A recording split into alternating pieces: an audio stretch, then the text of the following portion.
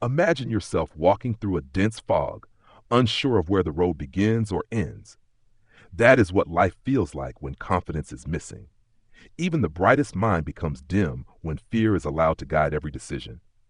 Many people move through life quietly, hiding their voice, shrinking from opportunities, and letting others decide their worth.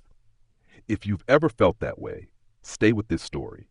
It may be the spark you need. In a small mountain village lived a carpenter who raised two daughters. The younger one was cheerful, bold, and quick to speak. The older one, Mira, was gentle and thoughtful but painfully timid. She spoke so softly that people often ignored her, believing she lacked ability. Some even treated her as though she had nothing to offer. Mira never argued. Her silence grew into a habit. Her father, though hard-working, had little patience for her hesitations. His constant scolding made the girl shrink even more, and each sharp remark carved deep marks into her confidence. When she attended school, her fear sat beside her like a heavy shadow. During tests, her mind froze. Answers she knew by heart evaporated the moment she picked up her pen.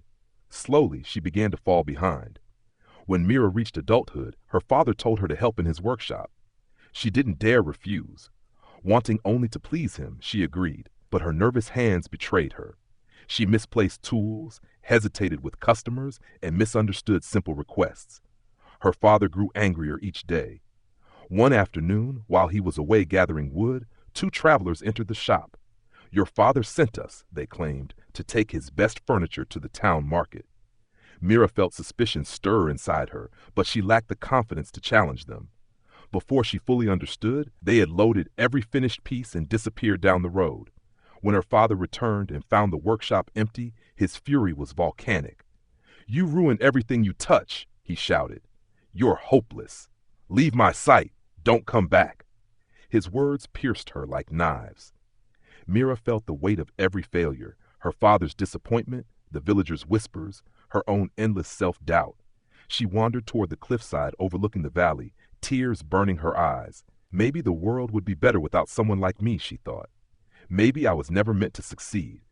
Just as she stepped toward the edge, a hand gripped her arm and pulled her back. The old herbalist who lived nearby stood before her. "Why?" Mira cried, overwhelmed by shame. "Why save me? I am useless. I ruin everything. I don't deserve this life." The old woman looked at her with eyes full of experience. "Child, life is a treasure. You only lose when you stop trying. If you keep moving, even slowly, failure cannot stop you. But if you give up, you'll never learn what strength lies inside you." Mira shook her head. "I'm weak. I can't speak to anyone. My father hates my mistakes. Everyone thinks I'm foolish. What future could someone like me possibly have?" The herbalist's face turned serious. "Come with me," she said. Without waiting, she started down the path. Mira, having nowhere else to go, followed in silence. At the herbalist's cottage, the old woman brewed tea and said, "I can guide you, but for 3 days you must do exactly as I ask. If you complete my tasks, you will find your answer." Mira, sensing a tiny flame of hope, nodded. On the first day, the herbalist instructed, "You will talk to 10 villagers. Ask them how they are, listen to them, and write down what you hear." Mira trembled at the thought, but she obeyed.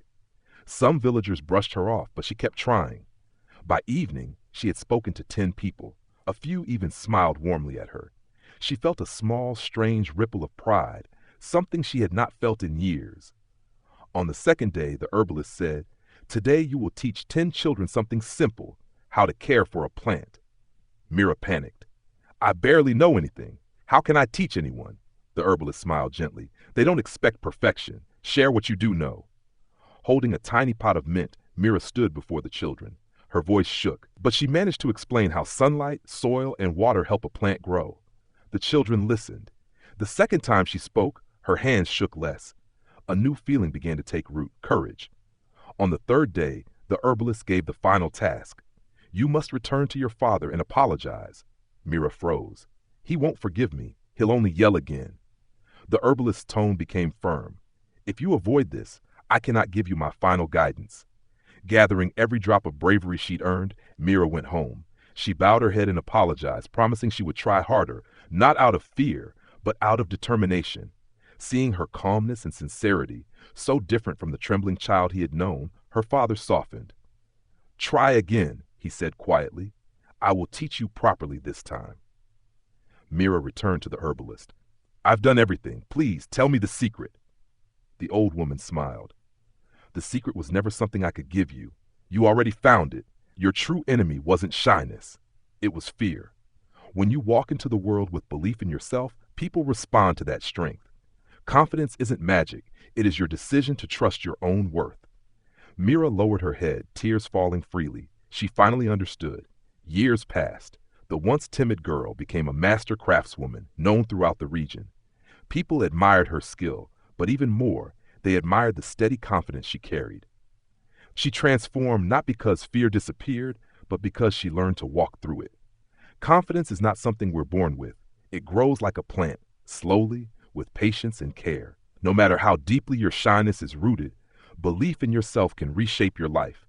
Fear shrinks your world, but courage, small, consistent courage, expands it.